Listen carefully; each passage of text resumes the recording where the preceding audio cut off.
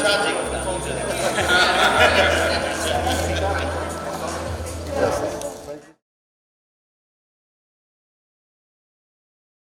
Yes, okay, we're good.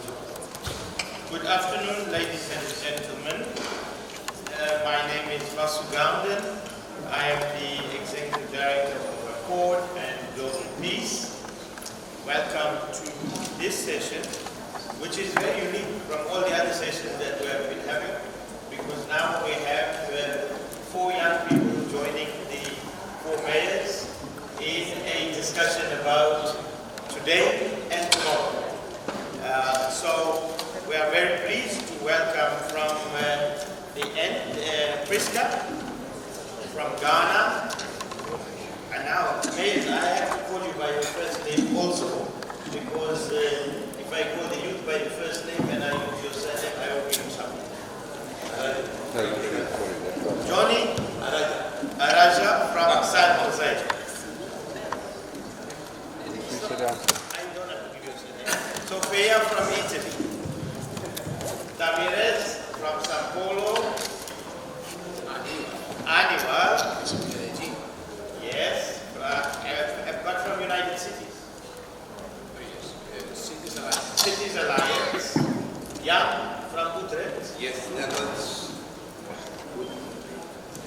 Netherlands. Yes, and Imen from Russia. And I'm getting many, now the mic works properly. And Raghav from New Delhi. I thought I was listening to myself, now at least I'm listening to everybody. And you are listening to me also. So this is a discussion, an intergenerational dialogue, as I said, between youth leaders and mayors. And as we have said for throughout the entire conference, cities are where the power and the future of the world lie. Because cities is where service delivery takes place. Cities is where the lives of people get made, the difference gets made in the lives of people in cities. Service delivery takes place in cities. So if people are poor, it is in cities. If people are rich, it is in cities. If they have houses, it's in cities. If they are denied water, it is in cities. If they are denied sanitation, it is in cities. It is cities that are the center of the lives of people today. And therefore, it is very important to have a dialogue amongst young people with the leaders of cities. Now, I'm told with the United Cities and local government that mayors have changed their slogan from listen to us to we are listening. And the young people have their own slogan also that says, you cannot talk about us, you should talk with us. So I'm taking from that the mayors are going to listen, because they said they are listening, and the young people would like to be talking with you. So we are going to give them a chance to talk with you. We have had, as Global Peace and United Cities and Local Government, we have had 25 intergenerational dialogues across the world. We are doing 75 intergenerational dialogues next year to coincide with the 75th anniversary of the founding of the United Nations. And we hope that mayors from the 75 cities, together with youth leaders, will join us in New York during the celebrations of the 75th anniversary. So, now I'm going to ask, because it was Tamires' birthday this week, and because there is an airline strike in South Africa, and Tamires is not going to make it in time to celebrate her birthday with all her friends, but she has many friends, you can tell us about your challenges, what's your aspirations for the future, what future you would like, and you have now a wonderful honor because the mayors are listening to you. Well, thank you very much. I would like to thank you actually for this invitation. for us. For us, as young people, it's very important to be here and to dialogue with you. I am Tamires. I am 26 years old. I just did this week. And I'm from suburb of São Paulo. And in São Paulo, and in the dialogue that we did there, we talk a lot about employment of youth and about violence. We have a report, a Senate report in 2016 that said in each 23 minutes a black young guy are murdered in Brazil. So we are living a violent moment, and we are living a moment that it kind of a project of death is being rising. So we have now, unfortunately, not just in Brazil but all Latin America, some governments, some right-wing government that thinks that youth, that poor people, that women, that black, that indigenous don't need to be a part of the government, don't need to have policies. So it's a kind of necropolitics action. I don't know if you heard about this term, but this term was built from a guy from Africa, Akili Mbembe. He's from Cameroon, and he talked that necropolitics is a way of the state choose who people should live and could live, and who the people that should dead. So with the public policies absence or not, the state choose who are the people that can have a good education, a good health, a good employment, or who doesn't. And in the case of Brazil, the black people, indigenous people, because of the slavery and because of the racism in the past century, don't have opportunities. Just in our former government, the government of Lula, the government of Dilma, we began some public policies to get access on higher education, to get access to end poverty, to zero hunger in Brazil, to give access of water and energy, because we until now have some family that don't have access of clean water and energy. That is a basic income. So in this past year, we just began some public policies that make this. That's why I'm here. Actually, I have opportunity to go to the law university because of affirmative action, a program called ProUni, that it means University for All. So based on my grade in a tax that I did, I win a scholarship. Then I went to a university, a law faculty that is called Mackenzie, and that's why I'm here actually, because I'm a poor girl from the suburb, and I have access on a public policy that make me the opportunity to be in this place. So I want that you, Mayor, tell me how that we will build cities and programs that is not based in the necropolitics, but that is based in life politics. Because I like very much what he said this morning, that global peace is not about absence of war. Global peace is about absence of inequality, absence of poverty, absence of unemployment. So we as young leaders are here telling you, all of you, that we want to build this future and this present with you. We are here to tell you that we are doing movement in our cities, our states, our country, that we are fighting for our present, not just for the future. That we are going to university, that we are being an activist, that we want to build with you a better city. A city that gives employment for youth and for all people. A city that is security for not just black, but all kind of youth, because we can't live in a place that in 23 minutes a black young is dying. This is a war, it's like a war. And we are here to tell you that we are ready to build this new city, this new state, new country with you, to organize and to share this platform, this global peace platform, and fighting and organizing and mobilizing for a world with peace. That's a world without racism, without sexism, without LGBT violence on people, without classism. A world that we have equality. I mean, it's not too much to ask for equality of treatment. It's not too much to ask for don't live in a city that people are being killed just because they are black. It's not too much to ask for live in a city that we have the right and we are able to access university, to access cultural spaces, to access a good employment.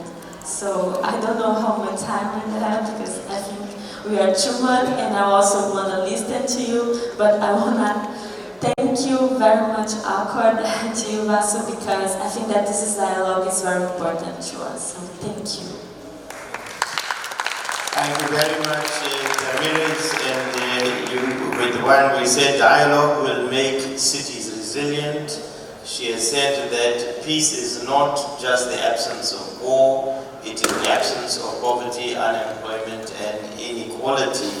And José, Araya, Monge, you are from Costa Rica, known as the country of peace. What do you have to say about peace? Not being just the absence of war. Buenos días, me alegra muchísimo estar compartiendo este diálogo intergeneracional. Creo que es muy poderosa esta intención de que las ciudades debemos escuchar, que las ciudades debemos dialogar con los jóvenes, y esto me parece, celebro que estemos en este diálogo con la juventud. Hoy más importante que hablar es escuchar. Los políticos de hoy tienen que tener más capacidad de escuchar que de hablar. Yo vengo de un país del que me siento profundamente orgulloso. Costa Rica es conocido internacionalmente por dos marcas muy fuertes, la marca de la paz y la marca de la naturaleza. Somos un país que abolió el ejército unilateralmente en 1949. Decidimos tener más maestros que soldados. Ese fue el lema con el que nuestro presidente de entonces, José Figueres, abolió el ejército, y eso marcó una gran diferencia en la historia de Costa Rica, porque de verdad que pasamos a ser un país con más maestros, con más educadores, y eso nos hizo un país distinto, nos hizo un país con una clase media, un país de oportunidades, un país con movilidad social. Y también le hemos declarado la paz a la naturaleza. Hemos sido declarados por Naciones Unidas este año campeones de la Tierra 2019, porque Costa Rica tiene un 30% de áreas de conservación de su territorio, 50% de su territorio son áreas que están con cobertura forestal. Tenemos el 98% de la energía eléctrica producida por fuentes renovables, y eso de verdad que nos hace sentir muchísimo orgullo de nuestro país. Sin embargo, estamos conscientes de que hay una ola de violencia que recorre muchos países del mundo y también muchas ciudades, y nosotros no somos la excepción. Violencia que, como lo decía nuestra amiga de Sao Paulo, tiene que ver con temas relacionados con la exclusión social, con la pobreza, con la desigualdad, que sigue siendo las mayores amenazas a la convivencia del planeta. Yo he dicho en muchos foros internacionales que no hay nada más depredador para el medio ambiente que la pobreza, y lo sigo insistiendo porque los países ricos y los sectores más ricos del mundo tienen que entender que si queremos equilibrios ambientales, lo primero que tenemos que lograr son equilibrios sociales. Tenemos que combatir la pobreza si queremos salvar este planeta. Y entonces creo que es muy importante entender que para combatir la violencia y para tener paz en nuestros países y en nuestras ciudades necesitamos mayor equidad, menos pobreza. Muchos de estos fenómenos trascienden lo que los municipios podemos hacer, porque son fenómenos estructurales de la economía que tienen más que ver con el gobierno nacional, que tienen más que ver con lo que ocurre en el poder en el mundo entero. Sin embargo, los municipios podemos hacer mucho, a pesar de que somos trascendidos por estos fenómenos estructurales. Para empezar, yo quisiera decir qué tipo de ciudad queremos tener, el modelo de ciudad con que planificamos. Ciudades extendidas son sinónimos de ciudades desarticuladas espacial y socialmente, y que son ciudades en las que se forman guetos. En unos viven los más ricos, en otros viven los más pobres, y hay que pensar en un modelo completamente diferente, de una ciudad compacta, de una ciudad que sea más espacio compartido, de una ciudad que privilegie el transporte público. A veces no es un tema estrictamente ideológico si hacemos una gestión de derecha o de izquierda en las ciudades, pero yo por lo menos sí diría que hay que tener una visión humanista de las ciudades, una visión humanista que nos busque, que nos permita crear espacios de inclusión social, y no lo contrario, como sucede en muchas de nuestras ciudades que son espacios de exclusión social. Ese es el llamado que, como alcalde de la capital de un país que ama la paz, que ha tenido un premio Nobel de la Paz, que tenemos una universidad para la paz, quiere transmitirles. Entendemos que las ciudades tenemos que ser protagonistas, creando modelos inclusivos, modelos urbanos inclusivos, entender una planificación urbana humanista, desarrollar programas sociales que nos permitan ayudar a los más pobres, a los más excluidos, y eso es el mensaje que yo pues quiero compartir con ustedes. Thank you very much. That was amazing. I mean, I'm a big fan of Coastal anyway, because you have the University of Peace. Imen, we want to welcome you, the Deputy Mayor of Sousse. Now, Raghav, you heard the Mayor say more equity, less poverty. This goes beyond cities. There are structural problems, but cities can do more. More equity, less poverty. You come from India, you know this very, very well. So tell us about it. Thank you for this opportunity. Thank you for mayors for listening. Thank you, Corporate Peace and UCLG. Thanks for such a passionate rendition of what you see the world as. One of the things that I keep imagining the future of cities to be is a truly inclusive space where we can have brutally honest conversations with people that we do not see eye to eye with. And most of the decision making and policy making, whether it be poverty, inequality, or unemployment, or the environment, which is an absolutely imminent issue that we have to deal with, I see as a crisis of not being able to talk to each other even if we disagree.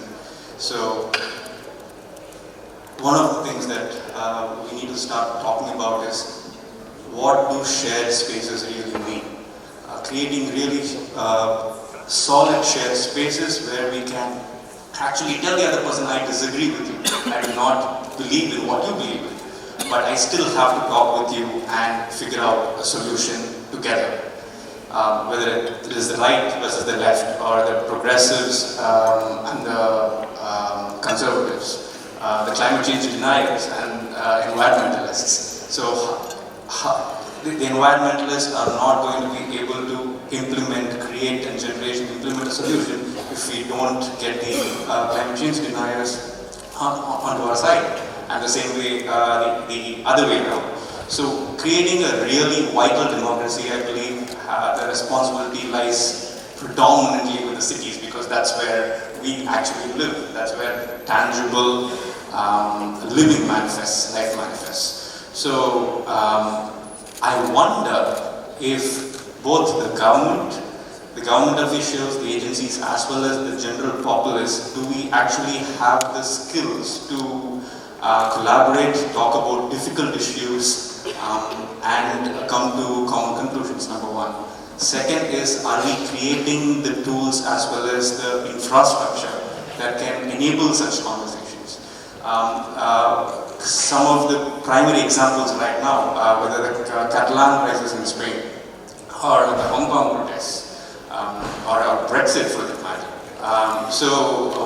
These are primarily because we've not included the important voices, right, during decision making, and now we have to deal with the difficulties. Another example from India is one of the things that we failed to do is to take into consideration the legitimate grievances of the Hindu right wing over a very, very long time.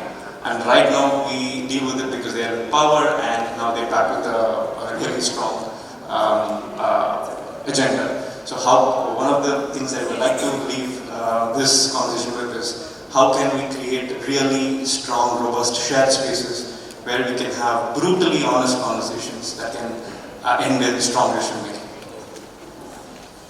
Great, Jan, I know you have to leave shortly, but how do we create shared spaces?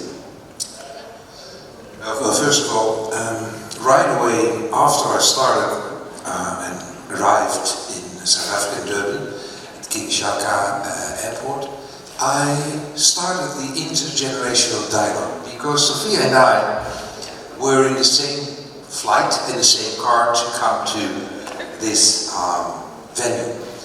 And I strongly believe in it because in the Netherlands and Europe, we are blessed that 70 years after Second World War we have peace. But what kind of peace is that? And is that enough? And what Tamires, and happy birthday to you, and what Tamires said, that is one of the grounds, or one of the rules, or one of the basics or fundamentals, that if we have, and I always call it like, if you don't have chances, fair chances, because inequality will be there because we're all not equal, but we should be equally dealt with, we should have their chances, and we are not evenly talented, but what we have talents, we should have the chance to exploit it. I truly believe that if you don't have that, that is a reason, or could be, let me say, a little fire thing that lights, that gives reason for war or for other situations. I am an optimist, and I really believe that what my grandparents did, and before them, my parents did, they taught us, and I got a lot of chances, and my generation did too. My grandparents had chances, but less, because they had that war. My parents had a little bit more chances than my grandparents, but it's not for everybody the same. And then I quote Johnny, my dear friend, colleague from Costa Rica, we don't please make it ideological, please make it practical, make it pragmatic. And then that's where local government comes in, because we are close by. We know the people. When I ride my bike in Utrecht, when I go to the bakery, when I am in the library, or wherever I am, people can talk to me and can keep me responsible and can ask questions, and I don't have to go to South Africa to ask the questions. But it's a long way to go, because of course, like my children tell me, I'm getting old. No, Dad, you're old, you are old. It's always the art for us to try to make things possible and actually listen and use the power and the energy and the new methods that young people have. We have the Peace Prize initiatives by UCLG, and it was a long time ago it was started. I just saw the movies of the finalists, the 5 finalists.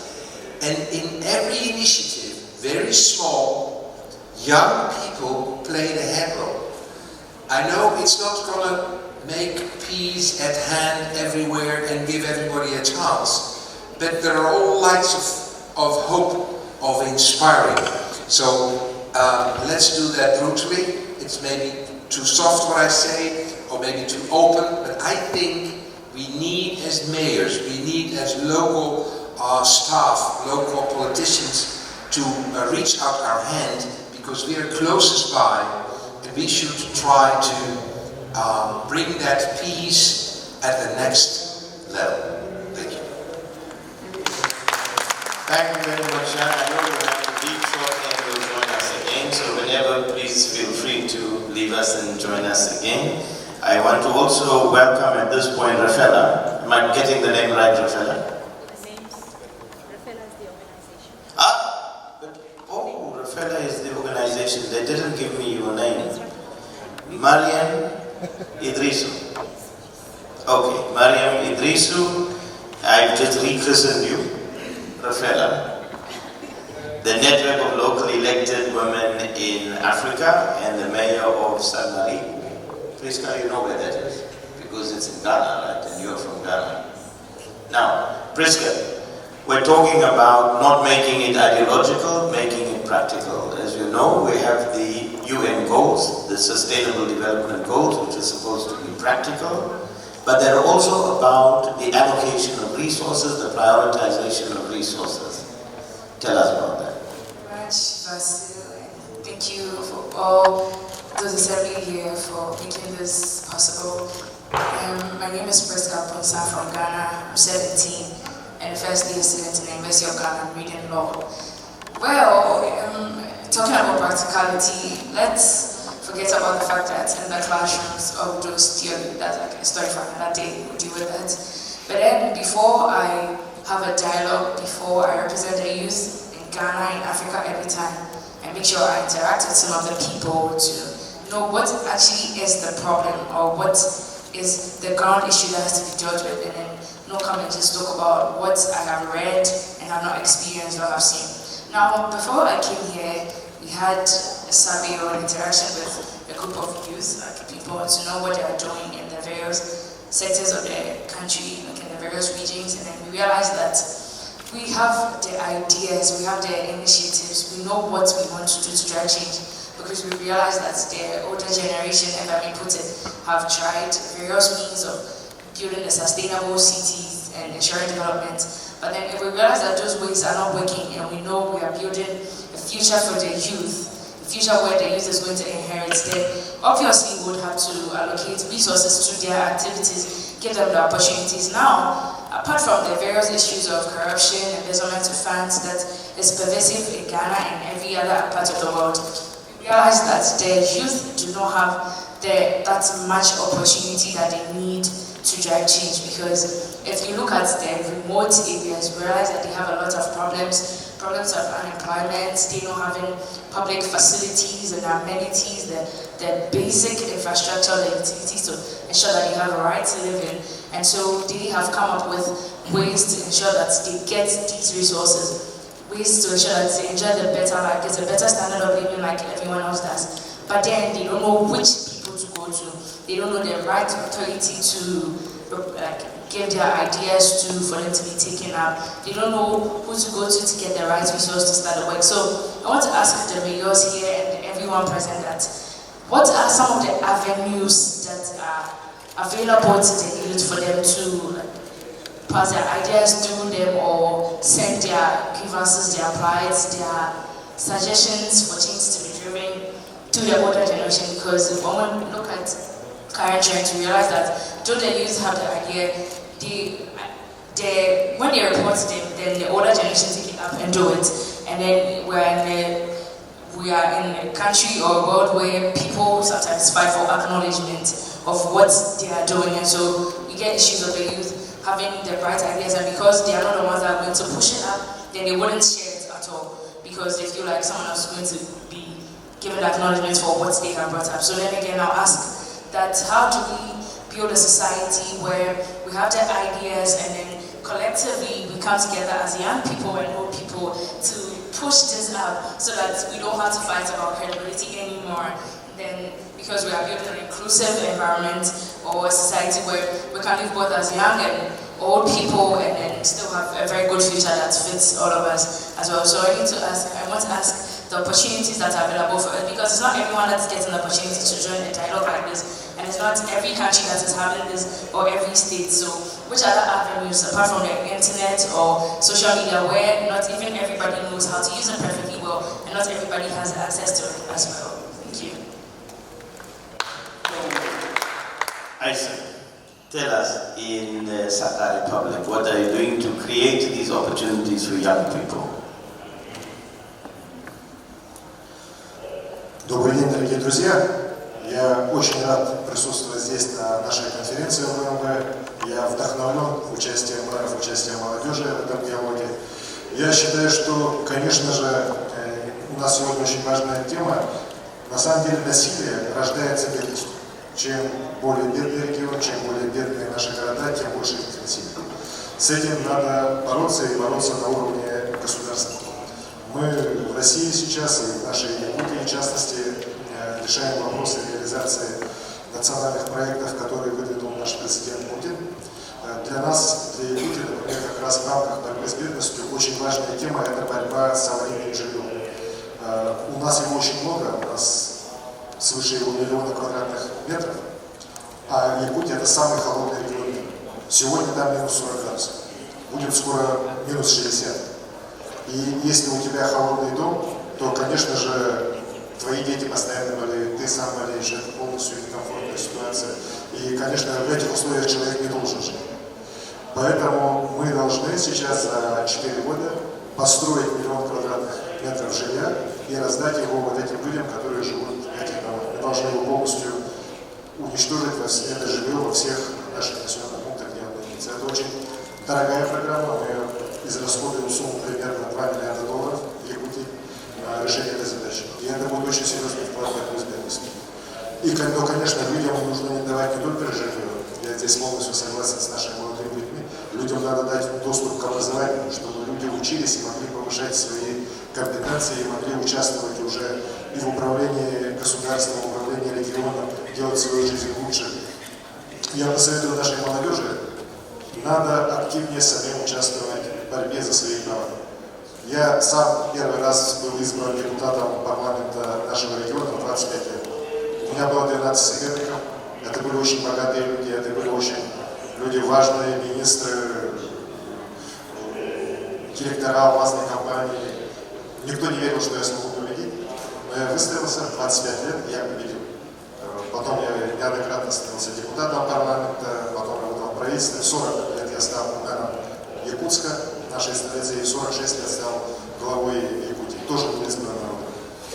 И я всегда говорю, что молодежь не должна давать решение своих проблем тем, кто взрослеет. Вы сегодня уже вполне можете для себя сформулировать, что вам нужно, какая жизнь вам нужна. Если мэры, если губернаторы не помогают вам в образовании, зачем вам такие мэры, зачем такие губернаторы? Меняйте их, выдвигайте тех людей, которые хотят менять вашу жизнь в лучшую. И самое главное, конечно, для любой власти, это постоянно говорить с народом, постоянно общаться с ними. Я представлю во всех социальных сетях, в Инстаграме, в Фейсбуке, в Твиттере, у меня сотни тысяч подписчиков. Вот. И ко мне каждый день обращаются десятки, сотни людей с самыми разными проблемами. К сожалению, я не все их могу решить, потому что их проблем очень много. Но я стараюсь, по крайней мере, каждому человеку ответить, что мы занимаемся твоим вопросом. Да, я буду решать твой вопрос. К сожалению, я его не смогу решить сегодня, но я постараюсь сделать, чтобы через год твой вопрос был решен. И люди очень нуждаются в таком диалоге. Будь то они богатые люди, бедные люди. И вот этот диалог между властью и обществом, это тоже одна из самых главных составляющих нашей работы, которой, на мой взгляд, должны руководствоваться и мэры, и губернаторы, и все. Спасибо. Now, you see, Tamires is running for city council next year. And she is 26. Now here is an inspiration for you. You might also become president of Sampaio. We had a debate this morning, Sofia and I, because I said that it's all about, there's a difference between knowledge and intelligence. And argued, and it's difficult, I'm a lawyer, but she's a postgraduate student of physics. I told her my brain cannot handle physics, but she can handle. So she debated with me, she said it is not about intelligence and knowledge, it's about knowledge and competences. This is what the mayor is talking about, building competencies. So tell us about this. Thank you for the opportunity. Basically to me what is really important is raising awareness and raising competencies. And I think what we are doing here is a kind of answer to the ongoing question, the battle between participatory democracy and representative democracy. And that's what I think every mayor here can challenge every day, because you were elected for, so you have a plan for some years, but at the same time you will need to create and push the dialogue between with citizens. For what concerns awareness and competencies, I do feel it's not just about knowledge, it's about using that knowledge in a creative way. And of course I'm down to the job because I do think that scientific studies can help us to be more as creative as possible. I would like to refer to the 2018 UN Youth World Report. UN delivered a report every 2 years, and in 2019 they studied the relationship between SDGs and youth. And the situation that was pictured is of course related to education and unemployment. And concerning education, I do feel totally agree with the mayor, más maestros que soldados, so more teachers than warriors. And what I think we could, everyone here could agree that these are the challenges. And the report proposed to, I think, quite creative solutions. First of all, the collections of disaggregated data, because when we are speaking about youth, we are speaking about human beings that are growing every month. So we do need to keep the dialogue with them, so participatory democracy, because they are changing really fast and their personality is shaping every day. And of course, to me, statistics could be one of the tools to really have a trustful picture of the society. So maybe like the implementation of data collection in cities could be the tool to have a clear situation on what was going on. And the second option that the report gave was involving youth in the implementation and in the program concerning youth policies. My message is that young people are not just new ideas or enthusiasm, they do have expertise, and if they are not given, they should have expertise since really a young age. And that active citizenship is a moral duty to everyone, regardless of their personal education or working background, and that's what I'm trying to prove. Thank you. Thank you very much. Now, Aníbal, you are President and Governor of Antigua in Colombia, but also you are representing the Cities Alliance. And we talked a lot this morning with the 4 young people. We are having a discussion about building social compacts. It's not about young people opposing mayors or being on the street just protesting against mayors, but it's how do we build social compacts? So how do we bring everybody together? And you are with Cities Alliance bringing cities together. But apart from bringing cities together, how do we bring cities together with young people, with CEOs, captains of industry, with religious leaders, so that we build a social compact for the future of humanity? moderador, gracias a los jóvenes y las jóvenes que nos acompañan, a los compañeros alcaldes.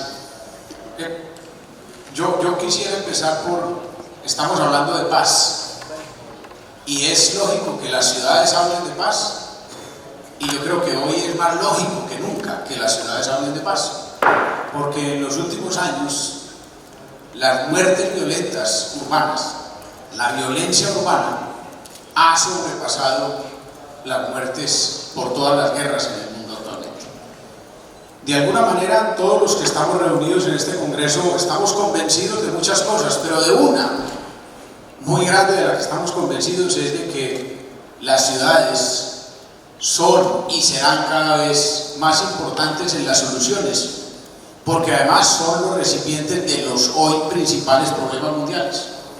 El problema de la violencia ya hoy es fundamentalmente un problema urbano. Entonces, lo primero que yo diría es, claro que es importante que las ciudades nos sentemos a hablar de paz, porque hoy la paz es el ataque de la violencia urbana. El segundo punto, y recogiendo la invitación del moderador, y además la presencia de los jóvenes, es, sin demagogia ni populismo, sí que es importante el aporte de los jóvenes a la paz y a la disminución de la violencia urbana, entre otras por una cosa dolorosísima: la mayoría de los muertos urbanos son jóvenes, y otra, la mayoría de los homicidas urbanos son jóvenes. Yo no tengo la historia del alcalde de San José, porque San José y Costa Rica son un ejemplo muy hermoso de paz mundial, pero nosotros desde Medellín, en Colombia, tenemos otro ejemplo que de alguna manera también es importante en esa dirección. Medellín fue la ciudad más violenta del mundo, pero no un año, por más de 10 años tuvo ese doloroso primer lugar. Y en una transformación de aproximadamente 20 años pasamos de ser la ciudad más violenta del mundo a ser una ciudad innovadora y una ciudad hoy reconocida como laboratorio urbano de innovaciones urbanas. La más grande transformación de Medellín en esos 20 años fue la disminución de la tasa de homicidios, que ha disminuido en más de un 95%, la más grande que ha tenido cualquier ciudad en el mundo. Y en Medellín el 75% de los muertos eran jóvenes y el 75% de los homicidas jóvenes. Conclusión fundamental: hay que sacar a los jóvenes de la violencia urbana. ¿Y cómo se saca a los jóvenes de la violencia urbana? Lo ha dicho Tamires, lo ha dicho Sofía, lo han dicho los alcaldes, luchando contra la desigualdad. Y el elemento básico de la lucha contra la desigualdad es la educación. La gran oportunidad para sacar a los jóvenes de la violencia urbana es la educación. Y eso fue de alguna manera uno de los elementos que nosotros tomamos en Medellín. Así que yo quiero felicitar este panel, porque me parece además que tiene los tres elementos, tal vez para mí, los tres activos, los tres poderes más grandes de la humanidad en los próximos 30 años. Las ciudades, los jóvenes, pero además las mujeres. Porque la mayoría de los jóvenes que nos acompañan, con una extraordinaria excepción que nos hace el equilibrio, son mujeres jóvenes. Entonces, yo le hago la invitación, de verdad, a los jóvenes que nos acompañan y a las mujeres jóvenes que nos acompañan, porque el modelo de ciudad del que hablaron algunos de los jóvenes que nosotros estamos impulsando en Medellín, creo que compagina completamente con este panel. El modelo es ciudades para la vida. Simple, pero contundente. Ciudades que pongan en el centro de todas sus políticas públicas la defensa la protección y el cuidado de la vida. Y para eso será fundamental que las ciudades sean mucho más manejadas por jóvenes y por mujeres. Los jóvenes y las mujeres son mucho más sensibles a la vida y pueden hacer la diferencia en las políticas públicas futuras para construir ciudades para la vida.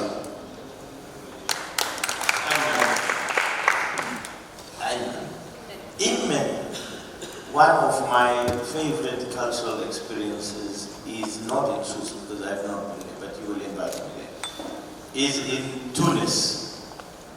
You know that old coffee shop in Sidi Bouzid, right on the top, where you can drink mint tea, smoke a shisha, and listen to mellow music, and imbibe the culture of Tunisia.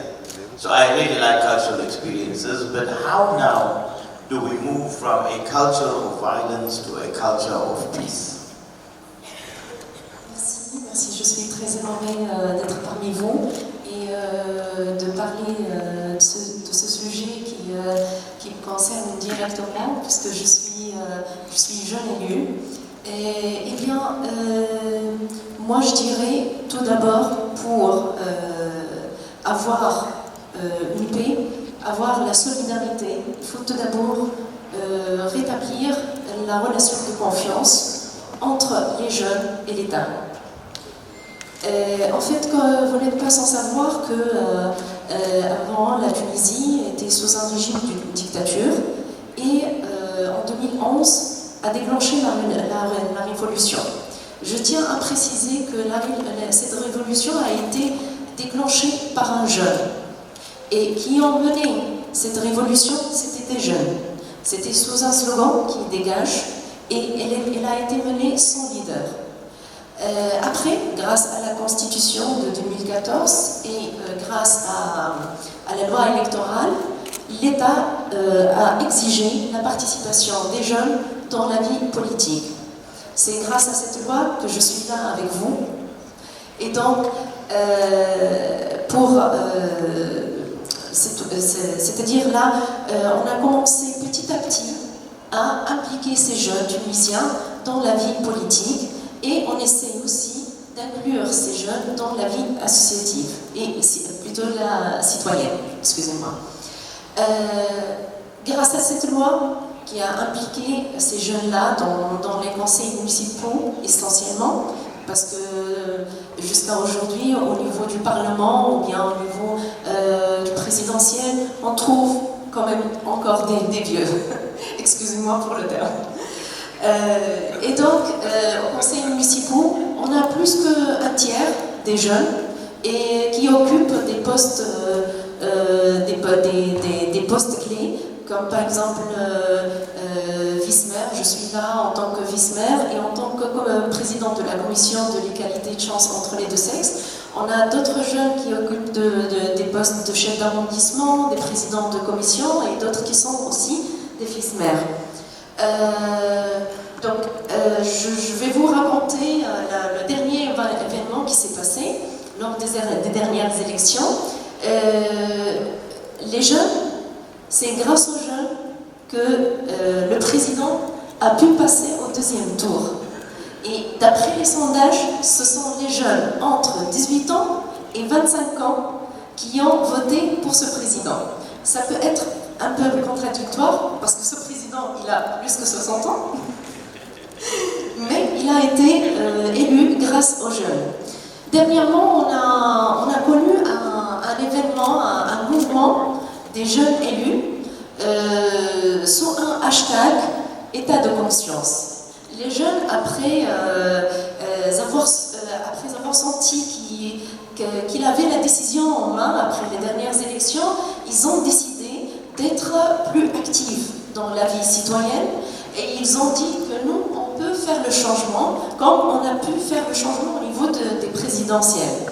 Et donc, ce mouvement a été également initié sans leader et ils ont commencé par des campagnes de sensibilisation, des campagnes de propreté, des campagnes d'embellissement.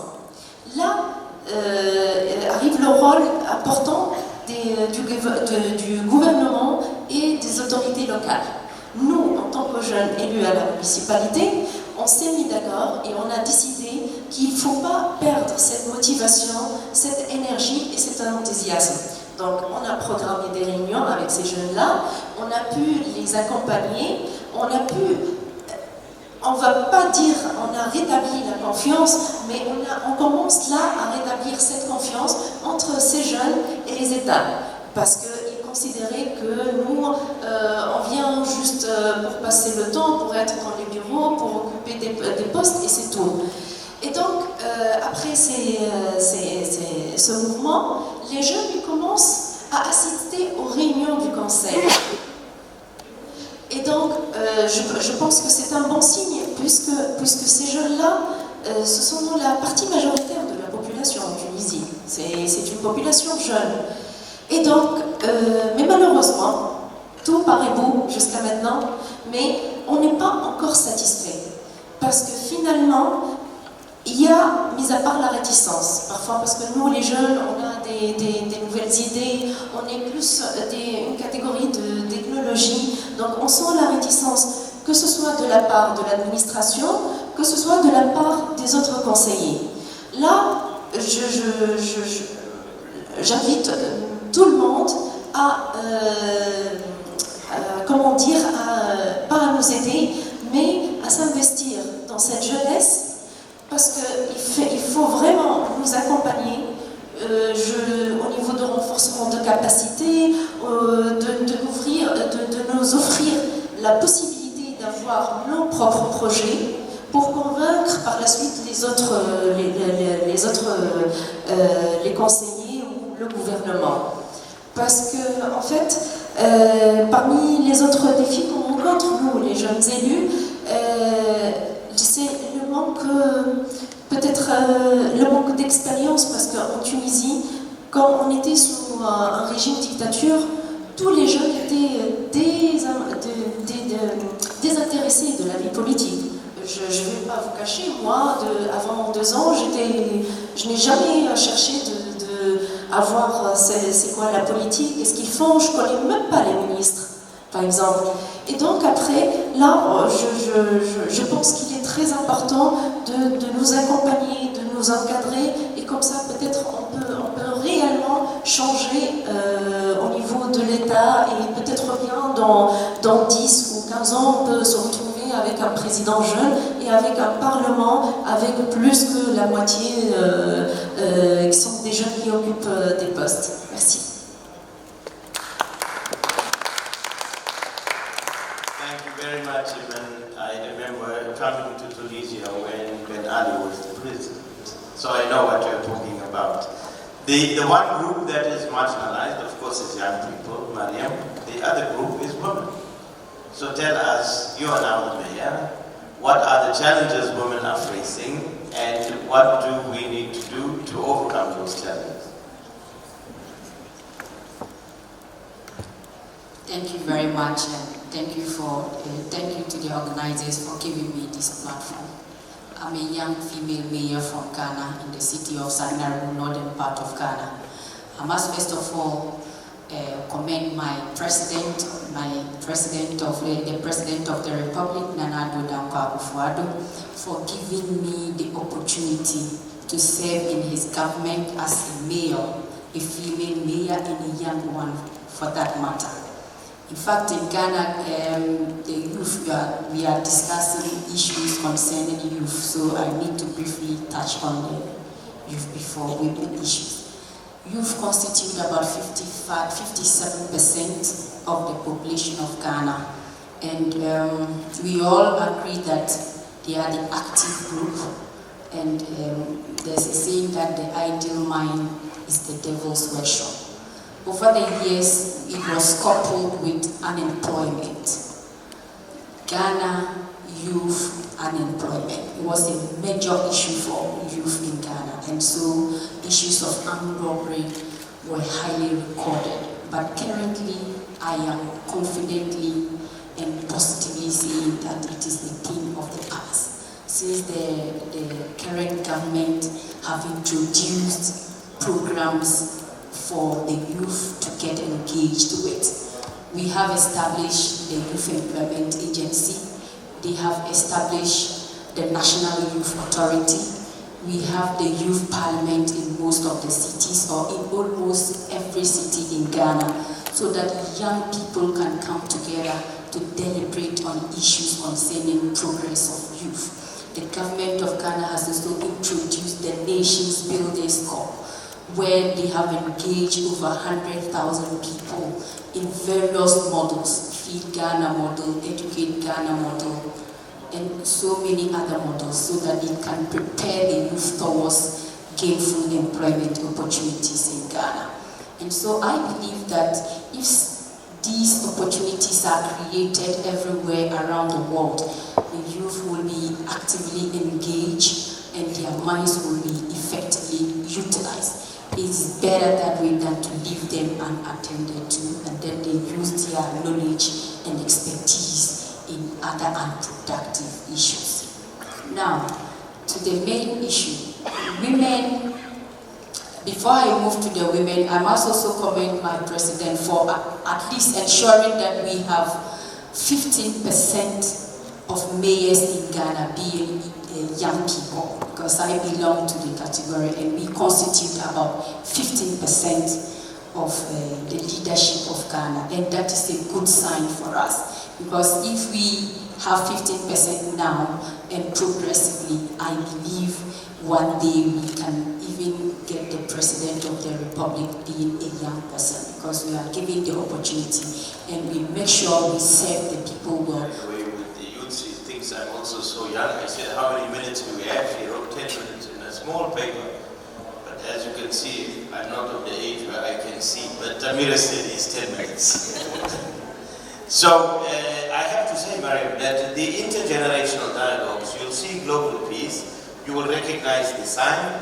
It is an Adinkra sign from Ghana. Yes.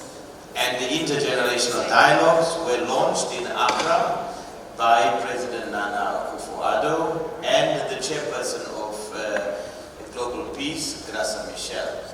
And yesterday, when Graça Michel launched the Plant Trees, Not Bombs campaign, she also appointed our young youth leaders as the new first Global Peace ambassadors. Raghav is the Global Peace ambassador for Asia, Tamires for Latin America, here we have Sofia for Europe, and Prisca for Africa. So they will be the new Global Peace ambassadors.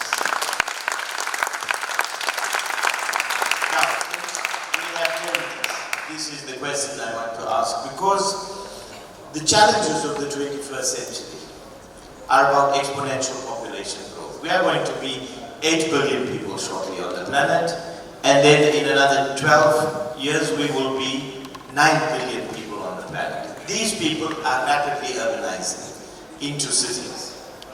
They are young people. So it is about young people rapidly moving into cities. We've got the huge crisis of the 21st century, which is climate change. But all of these challenges of the 21st century, exponential population growth, migration, climate change, all of these are common challenges across the world, and they require common solutions, they require a social compact. How do we forge the social compact? How do we move from an antagonistic relationship, because this is where we are in the world today. You can see that we are in an antagonistic relationship across the world. How do we change that paradigm? Imen, we know what happened in Tunisia for good reason. But today, unless we work together, young people, old people, people in the north, people in the south, people in the east, people in the west, rich people, poor people, workers, bosses, everybody, unless we come together in a social compact. And I wonder, this must happen at the city level first. This has to happen at the city level. How do we build this? How do city mayors come into a network, and the Alliance of Cities? How do you come into a network, but not just network, working with other constituents? So I'm going to give each person now my calculation if we're yes, 1 minute. So Raghav, starting with you.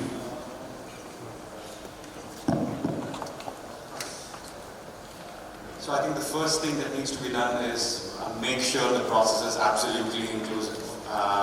Whether it's young or the old, religions, different socioeconomic groups, and languages, whatever it is. And especially in heterogeneous societies, it becomes all the more difficult to do this. But if we fail to take into consideration all possible voices, at the end of the implementation, we don't have ownership, we don't have accountability, that's going to be a problem.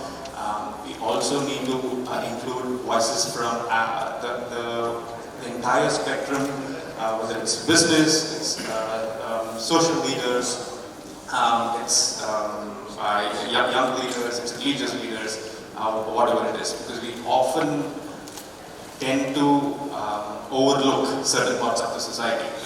We preach to the choir a lot of the times, and that's not going to be useful. I think I'll stop there. Thank you. So, if we want to build an inclusive society, social compact, it means we're going to move from the normal order, and that is change. Now, before you change people, you need to conscientize and sensitize them, create the awareness and let them understand that there's a need for us to move into a pivotal moment where there's social compact, inclusive society, and then the youth and the older people agree and share ideas. And so, after conscientizing them, you don't leave them there. You go on to mobilize the people, you organize them, like we discussed this morning, and then you drive the change. Then again, we shouldn't limit it to the government, because when Ms. Miriam was speaking, she spoke about how the government was implementing youth policies, and then we realized that the government had done 15%. That means if other stakeholders such as the NGOs, the private sector is also doing 15%, then we can have about 75%, and that is far more than the 15%. So if we're conscientizing, if we're mobilizing and organizing, we shouldn't limit it to the government, but then look at all other stakeholders and then come on board to drive change. Thank you. Very young for you. I'm young. I know, I can see it. Je viens d'avoir les 36 ans, donc limite.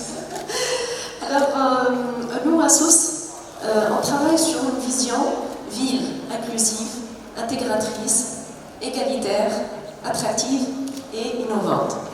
Donc, pour réussir et pour réaliser cette vision, on doit travailler main dans la main avec toutes les parties prenantes, que ce soit les collectivités locales, la société, les organisations de la société civile, les autorités régionales, les autorités centrales, les ONG internationales et même le simple citoyen. Parce que sans ces parties prenantes, on ne peut pas aller plus loin. Et donc je trouve que c'est très important pour être une ville inclusive, on doit travailler tout ensemble et mettre le citoyen au centre de cet objectif. Merci.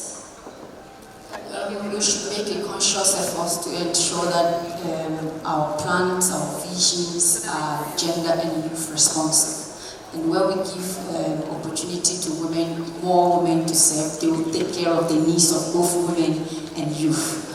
Without the neglect of youth, they will take care of every other citizen, and it will be more inclusive for everybody to benefit from. Thank you. So, ladies and gentlemen, dialogue, dialogue, dialogue. This is what we are going to promote with the mayors, with the young people. Congratulations, ladies and gentlemen, here are the leaders of